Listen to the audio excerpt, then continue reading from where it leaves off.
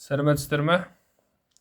Бүгін біз тең бүйірлі үшбұрыштың табанындағы жатқан екі бұрышы тең екендігін дәлелдейік. Дәлелдеу үшін мынандай бір шаршы алайық. Бұл шаршының қабырғасының ұзындығы 8 см. Енді қараңыздар, бұл шаршыны диагоналі бойынша бүктейтін болсақ,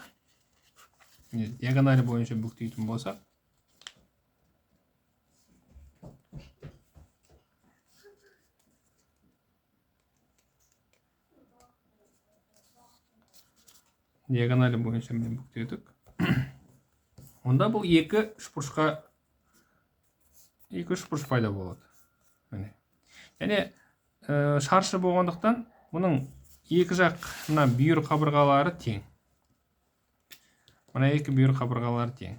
8 см-ден. Енді біз бұл табандағы жатқан мына екі бұрышын тең екендігін көрсетейік. Мен мына қызылмен бояп қояйын.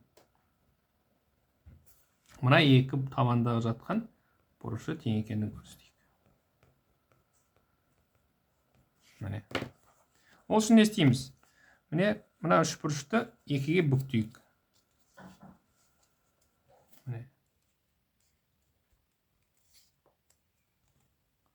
Бүктесек, бұл табандағы бұрыштары тең екендігін көреміз. Мына қызыл бұрыштар табанда жатқан бұрыштар.